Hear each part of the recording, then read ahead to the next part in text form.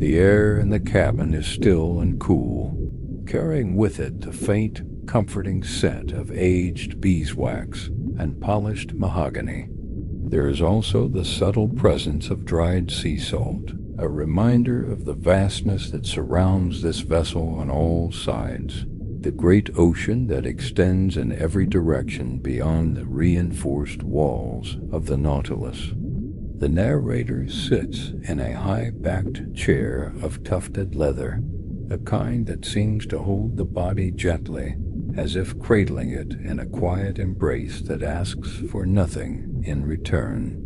The leather is soft with age, worn smooth by years of use, and it conforms to the shape of the body with perfect ease. The chair is positioned near the center of the room, facing the great circular viewport that dominates the far wall. For now, heavy velvet curtains are drawn across the glass, blocking the view of the ocean beyond. The fabric is a deep burgundy, rich and thick, and it hangs in soft, unmoving folds that pool slightly on the floor. The curtains are lined with a heavier material, something that keeps out the cold, and they hang from a brass rail that is polished to a gentle shine. The room is dim, lit only by a single brass lantern that sits on a nearby table, its flame turned low so that it casts a warm, amber glow across the polished wood and the spines of countless books. The glow is steady and does not flicker, and it fills the cabin with a soft, golden light that makes everything appear as if it exists within a gentle dream. The shadows are long and soft, reaching into the corners of the room, but they are not dark or threatening. They are simply the natural complement to the light, the places where the glow does not quite reach, and they add depth and texture to the space. The cabin is not large, but it feels spacious in its quietude, in the way that stillness can make even a small room feel boundless. The walls are paneled in dark wood, carefully fitted and smoothed by skilled hands long ago, and they gleam faintly in the lantern light, reflecting the warm glow in gentle, muted tones. The wood has a deep grain, visible in the light, and it creates patterns that suggest age and care, years of maintenance and attention that have kept the panels smooth and lustrous. There are shelves built into every available surface, floor to ceiling, and they are filled with leather-bound volumes, their titles embossed in gold leaf that has begun to fade with time, but still catches the light in places. Some of the books are large and heavy, their covers worn smooth by years of handling, their spines creased and softened by repeated opening and closing. Others are smaller, slimmer, their pages marked with ribbons of silk in various colors, deep blues and rich crimsons and soft ivories, each ribbon marking a place of importance or interest. The shelves themselves are works of craftsmanship, fitted precisely into the curves and angles of the cabin walls, and they are separated by brass dividers that have been polished to a soft shine. Not the harsh gleam of new metal, but the gentle luster of brass that has been cared for over time. These dividers catch the light in gentle, muted flashes as the lantern flame moves almost imperceptibly with the air currents in the room. On the opposite side of the room, there is a low cabinet of the same dark wood, its doors closed and fitted with brass handles that match the dividers on the shelves. The cabinet has small brass hinges that are visible on the outside, and these too have the soft patina of age. Its brass fittings are tarnished just enough to suggest age and care, a deliberate choice perhaps, or simply the natural result of time and the moist air that sometimes seeps into even the most carefully sealed vessel. Above the cabinet, mounted on the wall in a neat row, are several instruments of navigation and measurement, each one housed in its own polished brass or glass case. There is a barometer with a silver needle that moves almost imperceptibly with the changes in pressure, so slowly that one might watch it for an hour and see no movement at all. Next to it is a compass encased in glass, its needle pointing steadily in one direction, held by the invisible forces of magnetism that work even here, deep beneath the surface of the ocean. And beside the compass is a small clock with Roman numerals on its face and delicate, filigree hands that move with mechanical precision. The clock is a Victorian piece, ornate and beautiful, and its mechanism is visible through a small window in its face, gears and springs moving in their eternal dance. The narrator does not move. There is no need to move, no impulse to shift or adjust, no restlessness in the body that might demand action or change. The chair is comfortable, perfectly so, and the room is warm enough, though not overly so. The temperature is steady, regulated by the mechanisms of the Nautilus, which hums softly somewhere deep within the vessel, in the machinery spaces that the narrator has never seen but knows are there, working constantly to maintain this perfect equilibrium. This hum is constant, a low-frequency vibration that can be felt more than heard, a presence that makes itself known through the bones and muscles rather than through the ears. It blends seamlessly with the profound silence of the surrounding ocean, merging with it to create a sound that is both mechanical and natural, both human-made and elemental. It is a sound that suggests stability, continuity, the steady operation of systems that require no attention, no intervention, no concern. These systems have been designed and built by minds far more clever than most, and they function with a precision that borders on the miraculous, turning the Nautilus into a world unto itself, independent of the surface, independent of the sun and air and wind.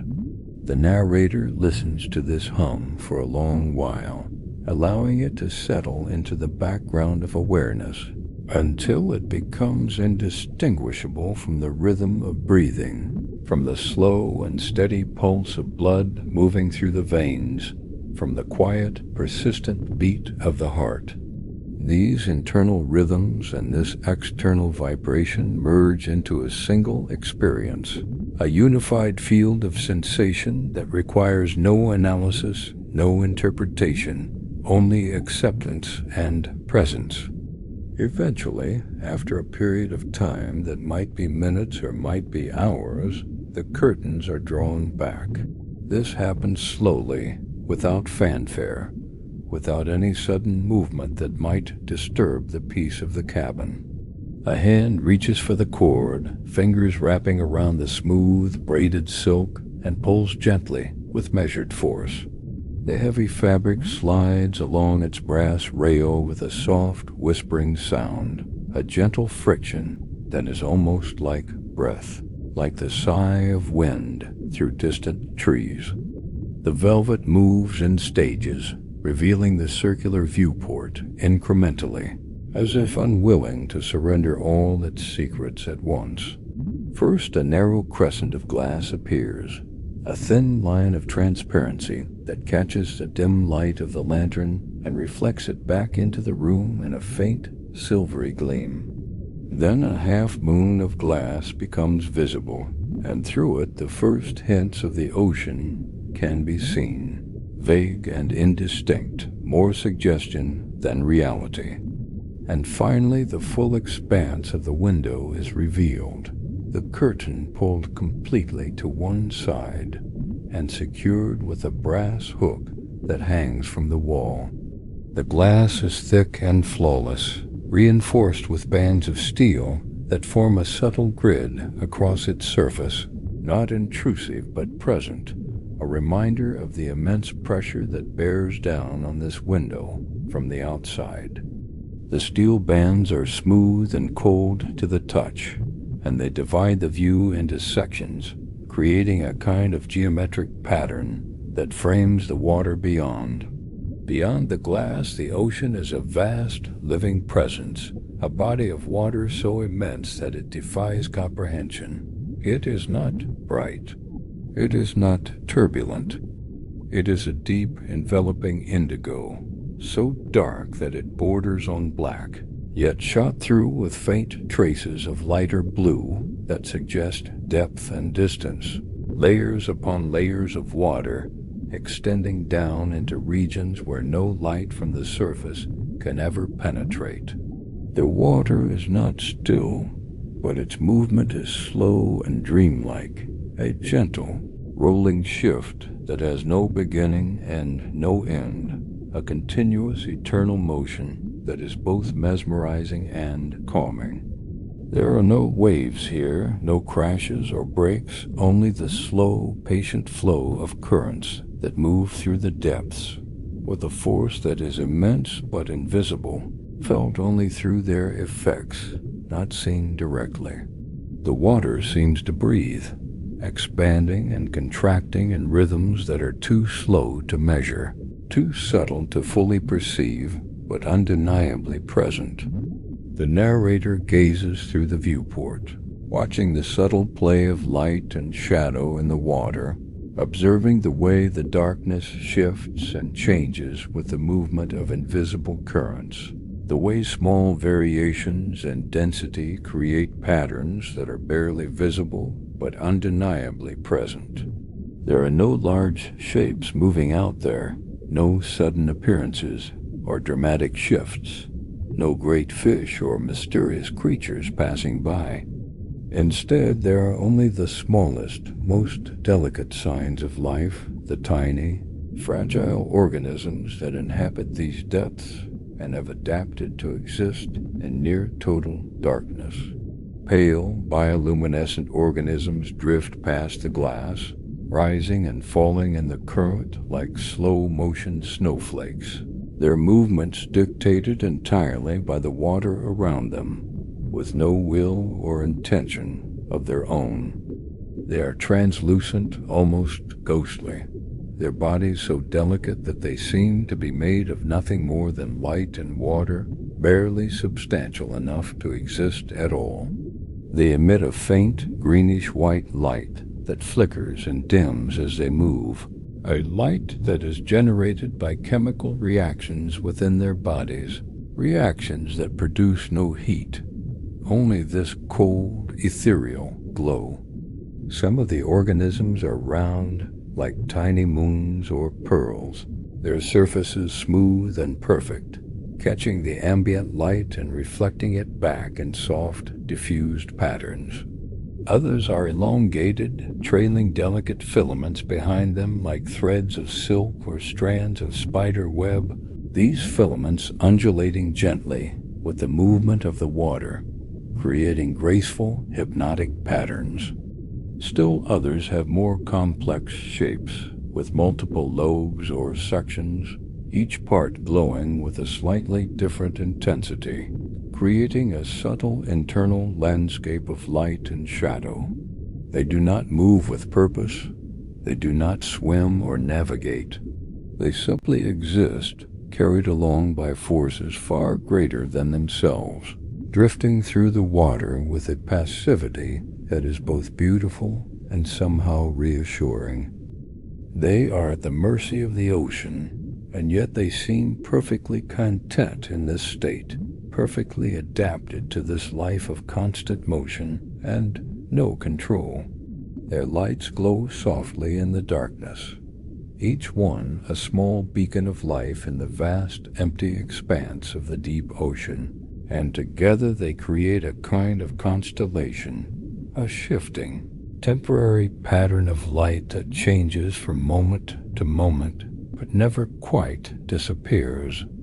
The light from these creatures is just enough to illuminate the edges of the cabin, casting faint, moving shadows across the walls and ceiling, shadows that dance and shift with the drift of the organisms outside. The shadows are soft and indistinct, blurred at their edges, and they shift in time with the slow drift of the organisms outside, creating a constantly changing pattern of light and dark across the interior surfaces of the room. The walls seem to breathe with these shadows, expanding and contracting in imperceptible ways, and the ceiling becomes a canvas for an ever-changing display of motion and stillness. The narrator watches them for a long time, noting the way they rise and fall, the way they cluster together briefly before dispersing again into the void, drawn apart by currents that pull them in different directions. There is something deeply calming about their presence, about the way they move without effort or intention, without destination or goal. They are simply there, suspended in the vastness, glowing quietly, existing in a state of pure being that requires nothing more than the water that surrounds them and the chemical reactions that light their tiny bodies. They are reminders that life can exist in the simplest forms, that consciousness and purpose are not necessary for existence, that there is beauty in pure passivity and simply allowing oneself to be carried by forces beyond control. The narrator finds comfort in this observation and the knowledge that these creatures have no anxiety, no fear, no sense of time passing or opportunities missed. They simply are, and that is enough. The Nautilus itself moves through the water with a steadiness that is almost imperceptible, a motion so smooth and even that it might go unnoticed by someone not paying careful attention. There's no sense of speed, no feeling of rushing forward through the water, no urgency in the vessel's progress through the depths. Instead, there is only the faintest, most gentle rocking motion, a slow and rhythmic sway that suggests the vessel is being cradled by the ocean itself, held in its vast embrace, and moved along with care and patience. The floor beneath the narrator's feet does not tilt sharply or shift suddenly. There are no jarring movements, no unexpected changes in angle or direction. It simply rises and falls ever so slightly in a pattern that mirrors the slow, deep breathing of a sleeper, the steady inhalation and exhalation that marks rest and peace.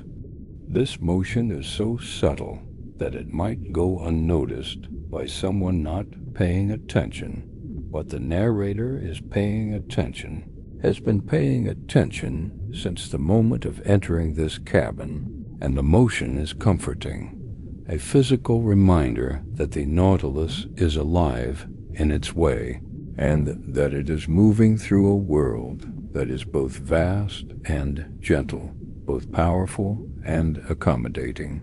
The vessel does not fight the ocean. It does not struggle or strain.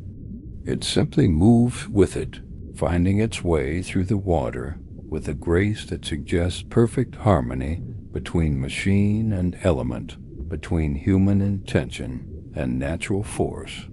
Time passes slowly in the cabin, moving with the same unhurried pace as the vessel itself, as the organisms outside, as the deep currents that flow through these depths. There is no clock ticking loudly to mark the minutes, no harsh reminder of seconds slipping away, only the soft, almost inaudible sound of the Victorian chronometer on the wall. Its mechanism is delicate and precise, built by craftsmen who understood the importance of accuracy, but also the value of subtlety, who knew that a clock could mark time without dominating it, without imposing itself on the consciousness of those who live within its reach. It produces a faint metallic teek-teek, a sound so quiet that it can only be heard when the room is perfectly still, when all other sounds have faded into the background and the mind has quieted enough to perceive the smallest vibrations in the air. The narrator listens to this sound for a while, allowing it to become another layer in the ambient texture of the cabin, another thread in the tapestry of sound that fills this space.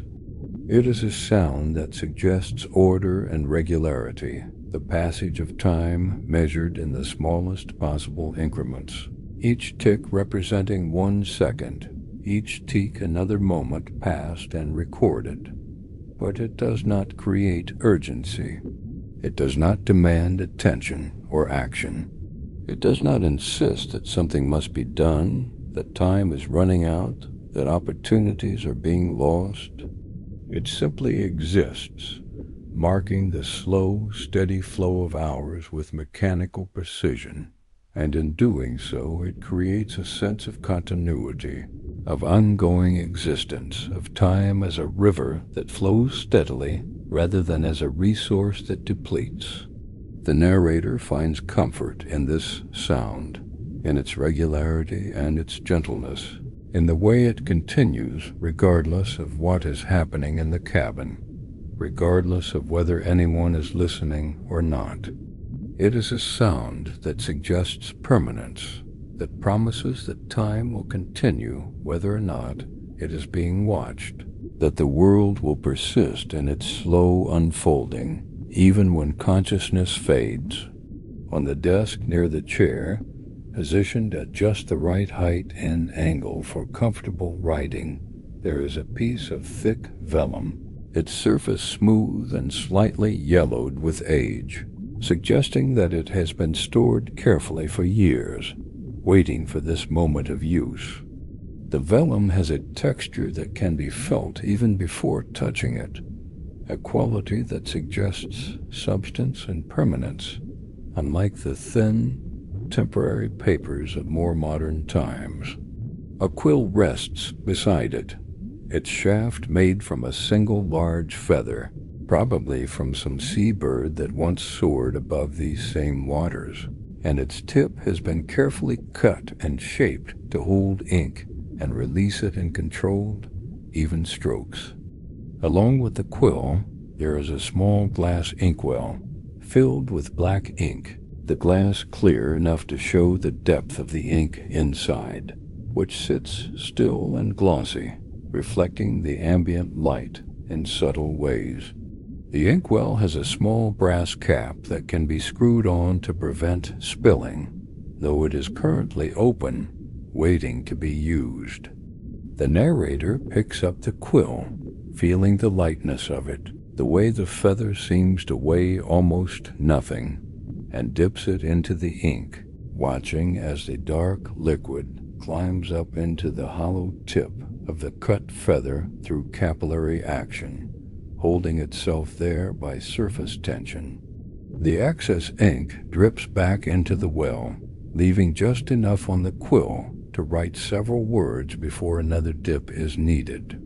The hand brings the quill to the vellum and begins to write. The movements are slow and deliberate, the hand moving across the page in long flowing strokes that form letters and words with careful precision. The scratching of the quill against the vellum is soft and rhythmic, a gentle, repetitive sound that blends with the hum of the engines and the ticking of the clock, creating a kind of symphony of small sounds, each one contributing to the overall atmosphere of focused calm.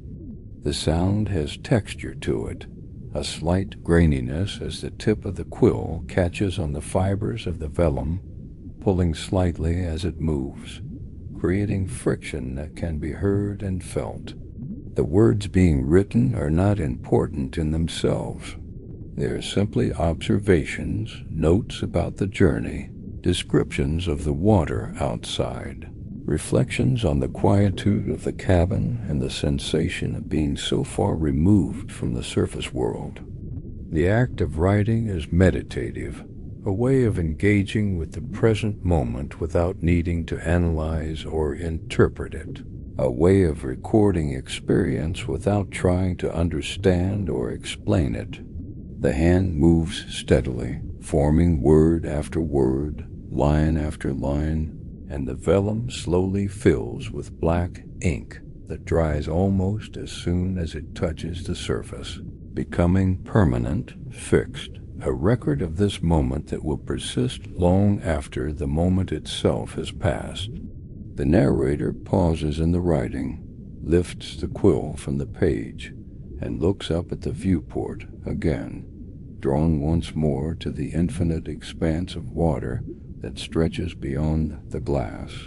The water outside has grown slightly darker since the curtains were first drawn back, the indigo deepening into something closer to midnight blue, a color so dark and rich that it seems to absorb light rather than reflect it. The transition has been gradual, so slow that it might have gone unnoticed if not for this moment of conscious observation, this deliberate comparison between the present and the remembered past. The bioluminescent organisms are still there, still drifting past the glass in their slow, purposeless way, but they seem fewer now, more scattered, as if their numbers have thinned or as if they have dispersed into the vastness, drawn away by currents that the narrator cannot see or feel. The light they cast is dimmer, more fragile, each glow lasting only a moment before fading back into the darkness, each organism visible only briefly before it disappears from view, carried beyond the frame of the viewport by the invisible flow of water. The narrator sets the quill down carefully, placing it on the desk so that it will not roll away, and caps the inkwell with slow, measured movements, screwing the brass cap on until it is secure. The hand then moves away from the desk, and the body leans back in the chair. The leather creaks faintly, a sound that is both familiar and comforting, a reminder of the chair's age and character, the way it has been shaped by years of use into something that fits the human form with perfect ease. There is no need to write more. There is no need to do anything at all. The moment is complete in itself, requiring no action, no continuation, no resolution. The narrator simply sits, hands resting lightly on the armrests of the chair, and watches the water, allowing the eyes to follow the slow drift of organisms, the subtle shifts in the shades of blue and black, the way the darkness seems to deepen and expand as time passes. The cabin is now lit almost entirely by the faint glow from outside, the biological light of the organisms in the water providing the only illumination besides the instruments on the wall. The brass lantern on the table has been turned down even further, its flame reduced to a tiny, flickering point of light that barely illuminates the space around it, a small star of warmth in the growing coolness of the cabin. The flame dances slightly with the air currents, moving in ways that are barely perceptible, creating the smallest variations in the light it casts. Soon, perhaps it will be turned down further still, or perhaps extinguished entirely, allowing the cabin to be lit only by the natural luminescence of the deep ocean. The room is filled with a soft, bluish twilight now, a dim and tranquil atmosphere that suggests the deepest hours of night, the time when the world above is sleeping and all activity has ceased. This is the time of true rest, of genuine stillness, when even the busiest minds grow quiet and the body surrenders to the need for sleep. The narrator's eyes adjust to the dimness, the pupils expanding to gather what little light is available, and as they do, the details of the room become softer, less distinct, more like memories than actual objects. The spines of the books on the shelves blur into a uniform darkness, their individual titles no longer readable, their colors merging into a single deep shade that is almost black. The brass fittings lose their shine, becoming dull shapes against the darker wood, visible only as suggestions of form rather than as distinct objects with clear edges. The walls seem to recede, as if the cabin itself is expanding, becoming part of the larger darkness that surrounds the vessel, dissolving into the ocean and becoming indistinguishable from it.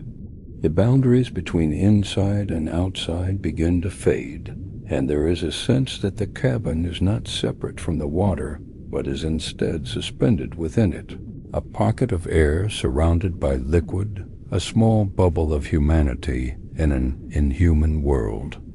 Outside the viewport, the ocean continues its slow, eternal dance, a movement that has no choreography, no plan, no intended audience. There are moments when the water seems almost still, when the only movement is the faintest shimmer of light from a passing organism, a brief flash of bioluminescence that appears and disappears in the space of a heartbeat.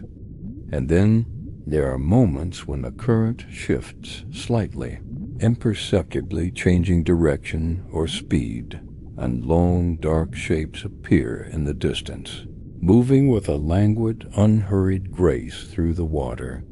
These are not fish, or at least they do not seem to be. They could be formations of kelp, great towers of seaweed that grow up from the ocean floor and sway with the movement of the water, their fronds moving in unison like the branches of trees in a gentle wind.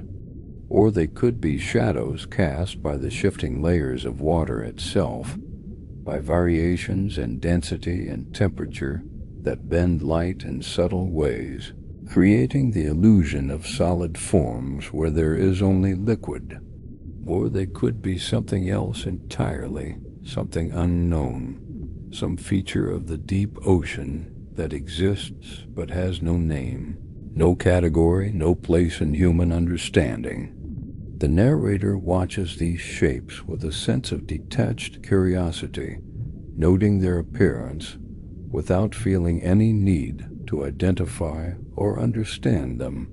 They rise and fall, twist and turn, moving through 3 dimensions in ways that are both graceful and alien, and then they disappear back into the void, absorbed once more by the darkness. They are simply part of the landscape, another element in the endless, unchanging tableau of the deep, and their presence is neither threatening nor significant. They exist, they move, they vanish, and the ocean continues unchanged. The sound of the engines continues, steady and unvarying, a constant presence that has become so familiar that it is now almost invisible to consciousness, noticed only when attention is deliberately directed toward it. It is a sound that has become inseparable from the experience of being inside the Nautilus, a constant presence that anchors the mind and body to this specific place and time, providing a foundation upon which all other sensations rest. The vibration travels through the hull of the vessel, through the walls of the cabin, through the frame of the chair, and into the body of the narrator, becoming part of the physical experience of being here. The narrator breathes in slowly, deeply, filling the lungs with the cool, clean air of the cabin, air that has been filtered and purified by the vessel's systems, stripped of impurities and contaminants, made perfect for breathing. There is no scent of the ocean here, no briny tang that would suggest proximity to the sea.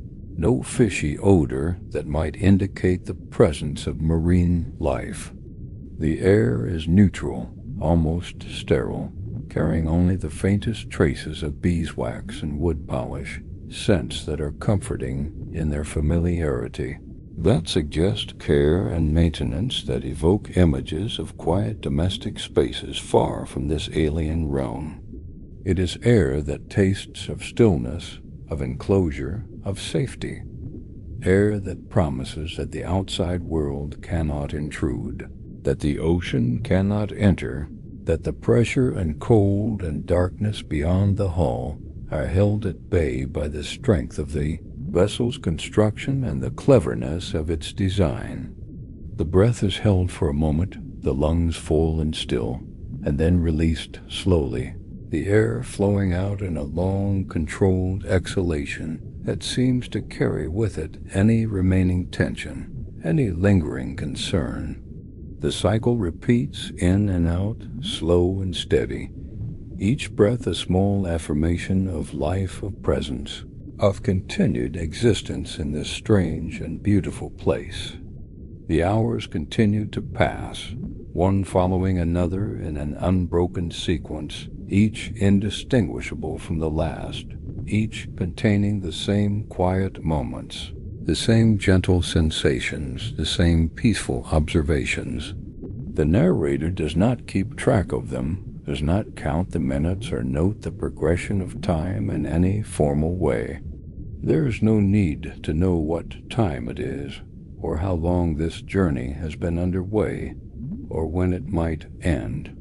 Such questions have no relevance here, in this place where time is taken on a different quality, where it moves according to its own internal logic, rather than following the arbitrary divisions imposed by clocks and calendars. Time in this place has a different quality from the time of the surface world. It does not rush forward, eager to reach some future moment. It does not drag, weighted down by boredom or anticipation. It simply unfolds moment by moment in a slow and even progression that requires no effort to follow, no concentration to maintain. Each moment gives way naturally to the next, and the next, and the next, in a sequence that feels both eternal and instantaneous, both infinite in scope and immediate in presence. The narrator sits in the chair, hands resting on the armrests, fingers curled gently around the worn leather, feet flat on the floor, feeling the slight sway of the vessel beneath them. The body is still completely at rest, with no impulse to move or shift. The eyes are open, gazing through the viewport at the endless expanse of dark water, but they do not search or scan. They simply rest on the view, allowing the images to enter without trying to interpret or understand them. The mind is quiet, free from the constant chatter of thoughts and concerns that normally fills consciousness, empty of worry and planning and memory. There is only the present moment, stretched out in all directions, vast and complete, requiring nothing more than simple awareness, simple presence, simple being. At some point after an indeterminate period of stillness, the narrator rises from the chair. The decision to move does not come as a sudden impulse or urgent need, but rather as a gentle inclination, a subtle shift in awareness that suggests movement might be pleasant, might offer a different perspective, a new way of experiencing this moment. The movement is slow and deliberate, each muscle engaging smoothly and without strain, the body rising in stages, first leaning forward slightly, then pushing up with the arms, then straightening the legs until standing is achieved. Each step in this process is performed with full awareness, with attention to the sensations involved, the feeling of weight shifting, of muscles contracting, of joints articulating. The floor is cool beneath the soles of the feet. even through whatever clothing covers them, and the slight rocking motion of the vessel can be felt more clearly now, transmitted directly from the floor into the body without the cushioning effect of the chair. Standing requires a subtle adjustment of balance, a constant micro-correction as the floor rises and falls beneath the feet. But this adjustment happens automatically, without conscious thought, the body responding to the motion with practiced ease. The narrator walks across the cabin, each step measured and unhurried, the feet lifting and placing with care, the weight transferring smoothly from one foot to the other in a rhythm that matches the slow pace of everything else in this space. The distance to the viewport is not great, perhaps a dozen steps, but each step is its own small journey, its own moment of experience, and together they form a passage through space that feels significant despite its brevity. The narrator approaches the viewport gradually, moving closer until standing just before the great circle of glass, close enough to touch it, close enough to see the finer details of what lies beyond. There are layers to the darkness, subtle gradations of blue and black that suggest depth and distance. Far below, or perhaps far to the side, there are faint, glowing trails, the remnants of bioluminescent organisms that have passed through the water and left behind a faint phosphorescent wake. These trails fade quickly, dissolving back into the darkness, but while they last, they create a sense of movement, of life continuing in the depths. The narrator places a hand on the glass. It is cold to the touch, but not uncomfortably so. The coldness is a reminder of the vast body of water that lies just beyond this barrier, a body of water that extends in all directions, down into unimaginable depths, and up toward a surface that is now impossibly far away. The weight of the water is immense, pressing against the hull of the Nautilus from all sides, but inside the cabin there is no sense of pressure, no feeling of being crushed or confined. The Nautilus holds firm, its structure designed to withstand the forces of the deep, and the cabin remains a place of safety and calm. The narrator steps back from the viewport and moves toward the shelves of books. The fingers trace along the spines, feeling the texture of the leather, the raised patterns of the embossing. Some of the titles are familiar works of science and exploration, accounts of journeys to distant lands and uncharted seas. Others are more obscure, volumes of philosophy and poetry, collections of maps and diagrams. The narrator does not pull any of the books from the shelves. There is no desire to read, no need to fill the mind with new information. The books are simply there, a comforting presence, a reminder that knowledge and discovery are possible, even in this isolated place. Returning to the chair, the narrator settles back into its embrace. The leather is warm now, having retained the heat of the body during the brief absence. The chair seems to hold the shape of the narrator, conforming perfectly to the curves and angles of the form. It is a feeling of being supported, of being held without constraint. The narrator's gaze returns to the viewport, and the slow, hypnotic movement of the water resumes its place at the center of awareness. The bioluminescent organisms have become even more scattered now. There are long stretches of time when the water outside appears completely dark, devoid of any light or movement. And then, suddenly, a single creature will drift past, its pale glow illuminating a small sphere of water around it before fading back into the void. These moments of light are fleeting and delicate, and they create a sense of anticipation, though it is not an urgent or anxious anticipation. It is simply a gentle awareness that something will appear eventually, and that when it does, it will be beautiful and brief. The narrator begins to notice other details in the cabin. The way the shadows fall across the ceiling in long, overlapping shapes, like the branches of trees swaying in a gentle breeze. The way the brass fittings on the cabinet catch the faint light and hold it for a moment before releasing it again. The way the pages of the books on the shelves seem to breathe, expanding and contracting slightly with the minute shifts in air pressure caused by the vessel's movement through the water. These are small things, insignificant in themselves, but they accumulate into a larger sense of place and presence, a feeling of being fully and completely here, in this moment, in this room, in this quiet corner of the world. The hum of the engines shifts slightly, dropping in pitch by the smallest degree. The change is so subtle that it might be imagined, but the narrator notices it nonetheless. It is a reminder that the Nautilus is a living machine, constantly adjusting and responding to the conditions of the water around it. The shift in pitch does not suggest malfunction or concern. It is simply a natural variation, a small modulation in the steady rhythm that has been present since the journey began.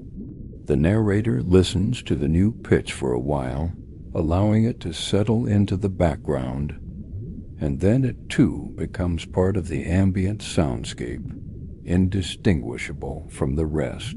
The water outside continues to darken.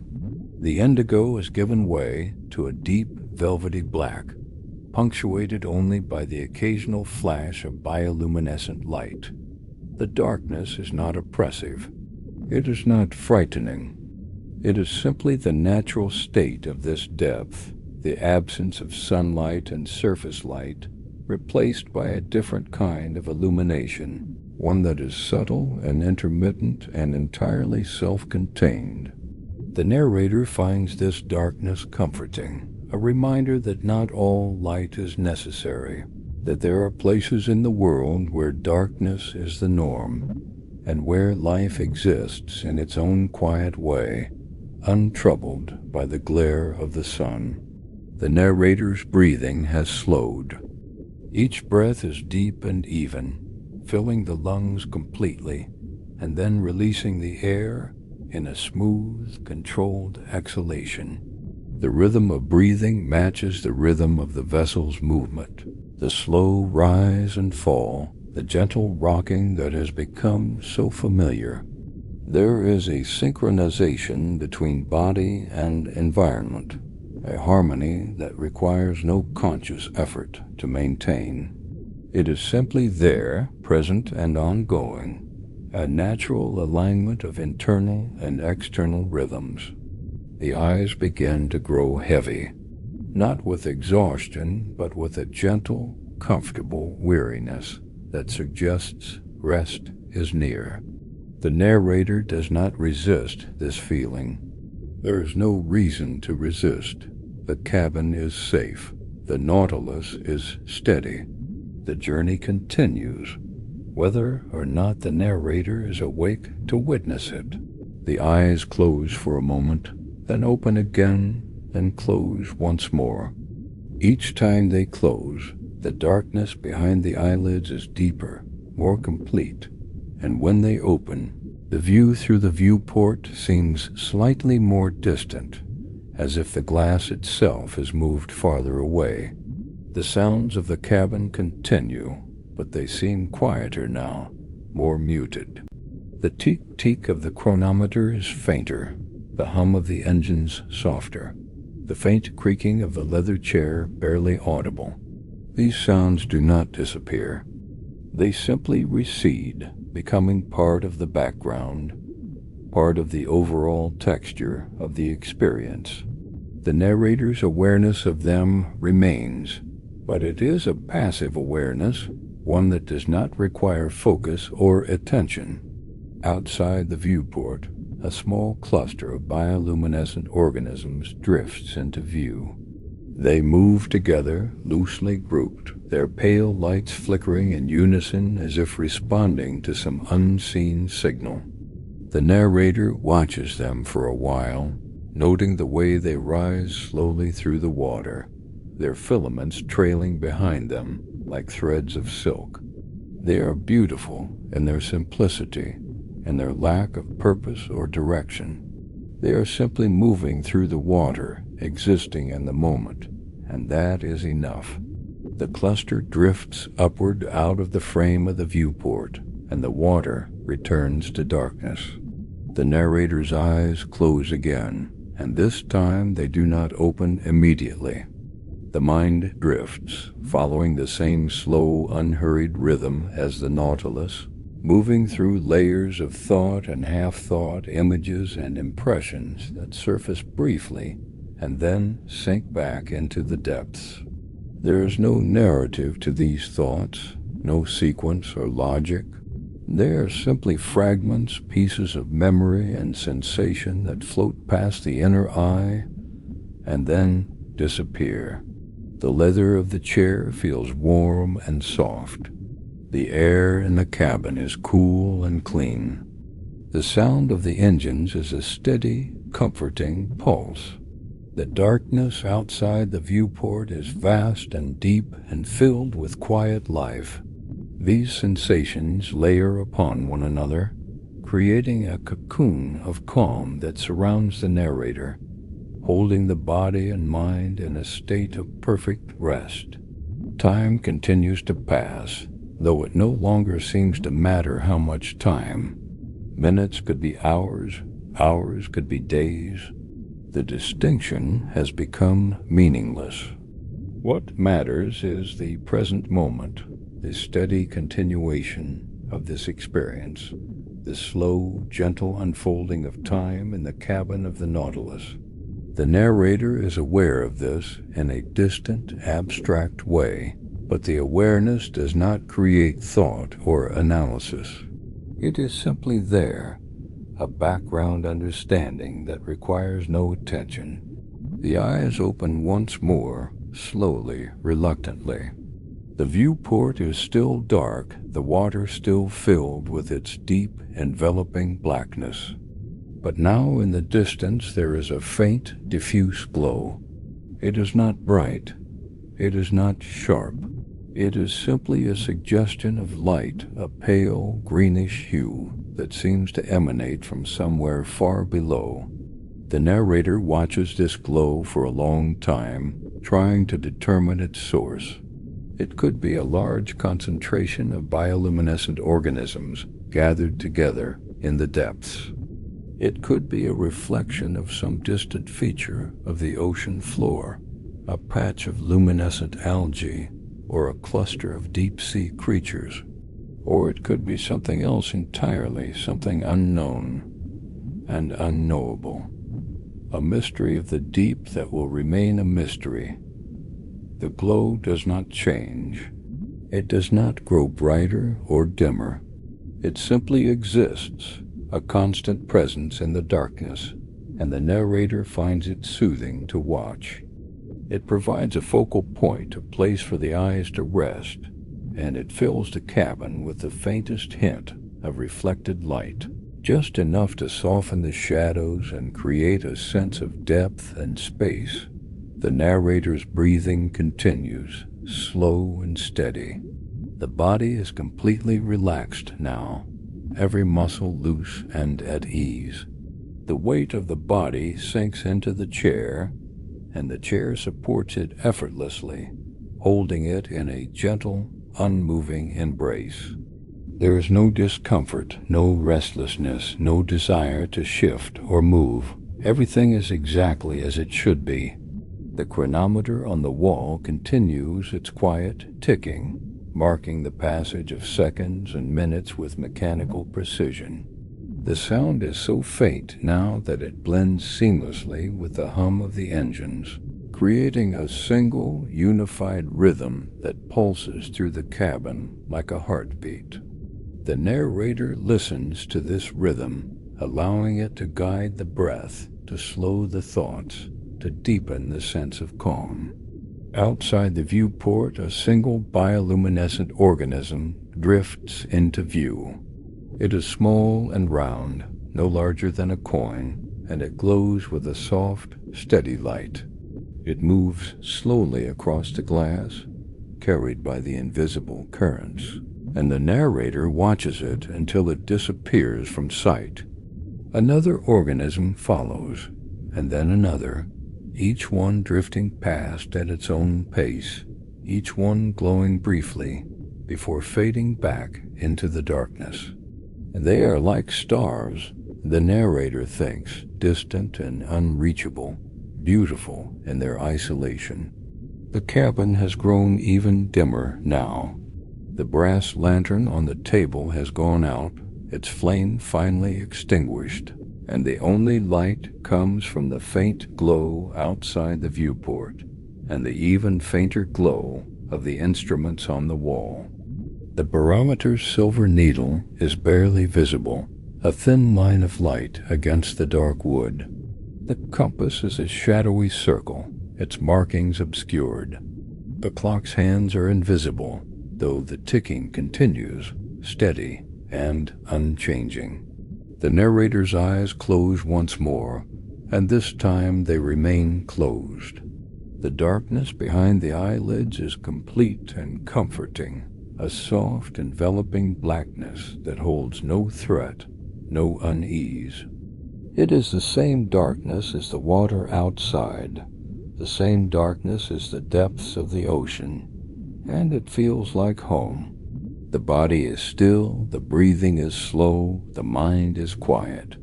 There are no thoughts now, no images or impressions, only a deep, restful awareness of being here, in this place, in this moment. The sound of the engines continues, a low, steady hum that resonates through the hull of the Nautilus and into the cabin, into the chair, into the body of the narrator. It is a sound that suggests safety and continuity, the steady operation of systems that require no attention, no intervention.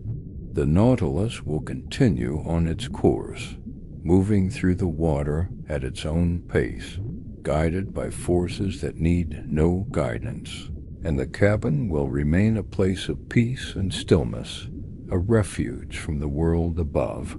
The water outside is vast and dark and filled with life that glows softly in the depths. The cabin is small and warm and filled with the quiet sounds of a journey that has no destination, no urgency, no end. The narrator rests in the chair, held by the leather, surrounded by the dim light and the gentle rocking and the steady hum of the engines. Everything is exactly as it should be. Everything is calm, everything is still. The glow in the distance has faded now, or perhaps the eyes have simply closed and can no longer see it. It does not matter. The darkness is complete and comforting, and there is no need for light. The narrator's breathing is so slow now that it is almost imperceptible. Each breath a long, deep inhalation, followed by an even longer, slower exhalation. The body is completely at rest, every muscle relaxed, every joint loose and easy. There is no tension, no discomfort, no awareness of anything, except the present moment, which stretches out indefinitely, a single unbroken continuum of peace and stillness. The chronometer continues to tick, but the sound is so faint now that it might be imagined. The engines continue to hum, but the vibration is so subtle that it is indistinguishable from the natural rhythm of the body. The water outside continues to flow, dark and silent and eternal, and the Nautilus continues its slow, steady journey through the depths. But these things are no longer separate. They have merged into a single, unified experience, a seamless blend of sound and sensation and awareness that requires no interpretation, no analysis, no thought. The narrator is no longer watching the viewport.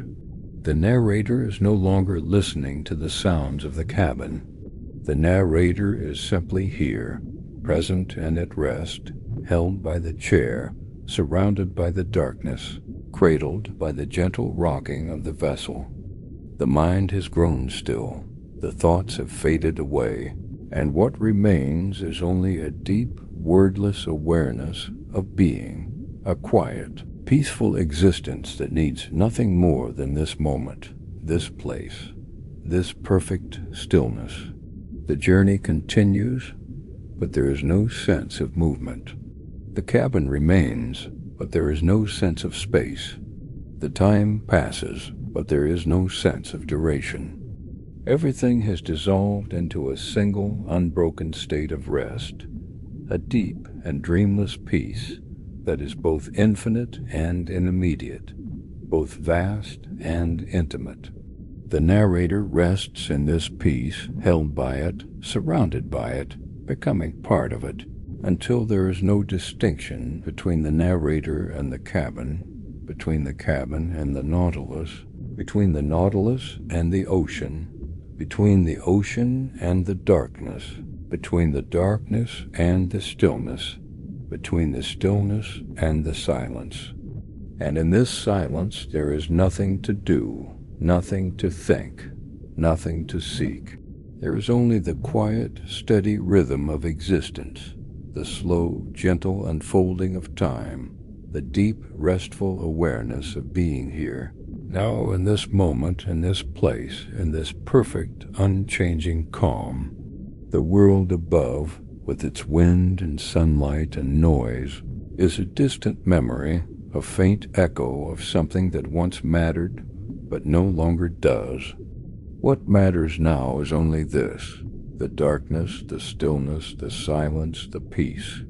The narrator breathes in, slowly, deeply, and then breathes out, even more slowly, even more deeply. The breath becomes the rhythm becomes the heartbeat. The heartbeat becomes the hum of the engines. The hum of the engines becomes the pulse of the ocean. The pulse of the ocean becomes the pulse of the earth. The pulse of the earth becomes the pulse of existence itself. And in this pulse there is no beginning and no end, no rising and no falling, no coming and no going. There is only the steady, eternal continuation, the slow, gentle flow of time and space and being, all merged into one, all resting in the deep, quiet darkness of the abyss. The eyes remain closed. The body remains still. The mind remains quiet.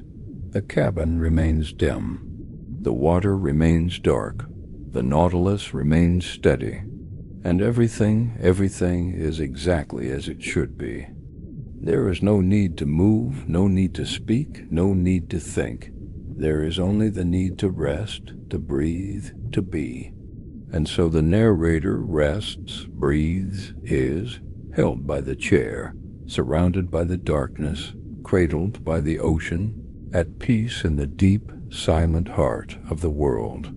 The glow of the bioluminescent organisms has faded completely now, or perhaps they have simply moved on, carried by the currents to some other part of the ocean, drawn away by forces that cannot be seen or predicted. The viewport is entirely dark now, a perfect circle of black glass that reflects nothing, reveals nothing, holds nothing but the vast, empty darkness of the deep. The glass is cold against the surrounding air, and if touched, it would feel like touching the night itself, solid and impenetrable. And this darkness is not frightening. It is not lonely or oppressive. It is simply what is the natural state of this place, the truth of the depths, and it is beautiful in its purity, in its completeness, in its absolute and utter stillness. This darkness has depth to it, layers upon layers extending beyond the glass into distances that cannot be measured or imagined. It is a darkness that has existed for millions of years, unchanged and unchanging, a permanent feature of this world beneath the waves. And within this darkness there is peace, a profound and absolute peace that comes from knowing that nothing can disturb this place, that no light will ever penetrate this far, that the surface world and all its concerns have no power here. The narrator's breathing slows even further, each breath now taking longer than the last, each inhalation a slow, gentle expansion of the lungs, each exhalation extending into the silence, becoming part of it, merging with it. The boundary between breathing and not breathing begins to blur, becoming indistinct, and it no longer seems to matter whether the lungs are filling or emptying, whether the air is moving in or out, whether the body is actively engaged in the process of respiration, or whether it is simply allowing it to happen without intervention.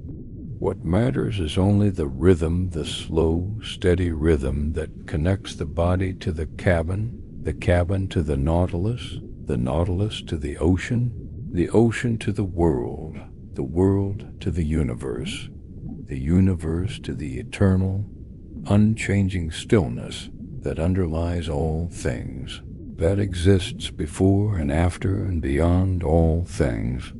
This rhythm is the fundamental pulse of existence, the basic pattern upon which everything else is built, and to merge with it is to merge with everything, to become part of the great whole that encompasses all of reality.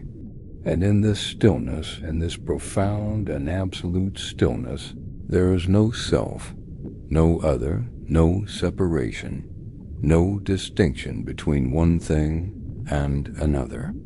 There is only the quiet, peaceful existence of being, the simple, undeniable fact of presence, of being here now, in this moment, in this place, without past or future, without memory or expectation, without any of the constructs that normally define consciousness and experience.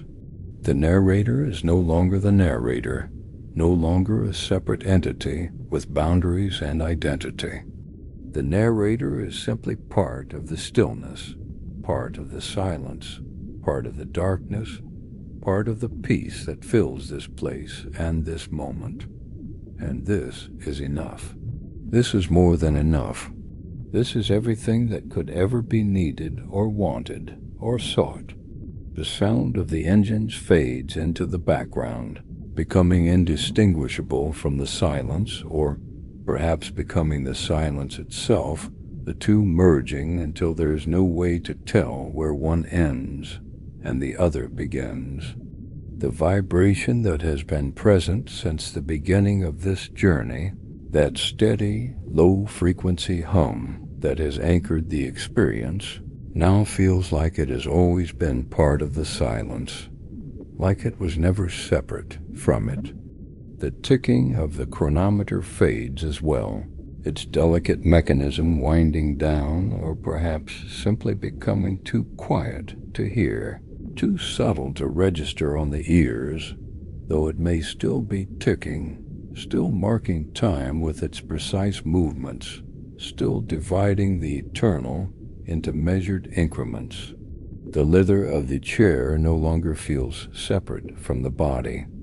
The texture of it, the temperature of it, the way it holds and supports, all of these sensations have merged with the feeling of the body itself, so that there is no clear boundary between sitting and being sat upon, between body and chair, between self and environment. The air of the cabin no longer feels separate from the breath. The coolness of it, the way it fills the lungs, the way it carries the faint scent of beeswax and wood, all of these qualities have become part of the breathing itself, inseparable from the act of respiration. Everything has merged, Everything has become one. Everything has dissolved into the deep, restful peace of the abyss, into the great stillness that contains all things and is contained by nothing.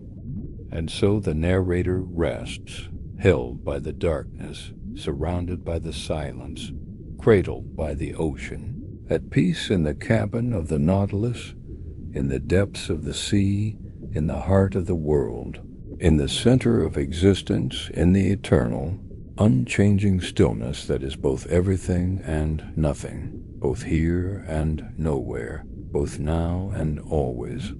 The journey has no destination. The story has no ending. There is only the slow, gentle unfolding of time, the quiet, steady continuation of being, the deep, wordless awareness of rest.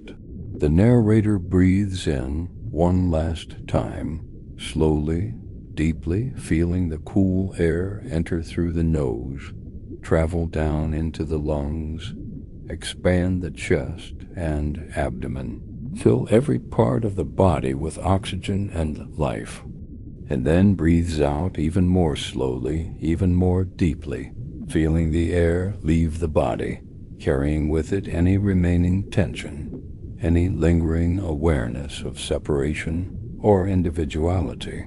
The breath dissolves into the silence, becoming part of it, merging with it, lost in the vast, dark, peaceful stillness of the deep. The exhalation seems to last forever, extending beyond the normal limits of breathing, becoming a continuous release that goes on until there is nothing left to release, until the lungs are empty and the body is still and the mind is quiet. And in this stillness there is nothing more to say, nothing more to do, nothing more to be. All words have been spoken. All actions have been completed. All states of being have been explored and exhausted. There is only the quiet, eternal rest, the deep, dreamless peace that has no content, no experience, no awareness of itself. There is only the perfect, unchanging calm of the ocean's embrace, the gentle pressure of the water surrounding the vessel, the infinite patience of the depths, the endless continuation of time without event, of space without movement, of existence without consciousness. And the cabin remains solid and real, its dark wood panels still gleaming faintly, its books still lined on their shelves, its instruments still marking their measurements, though no one is there to read them.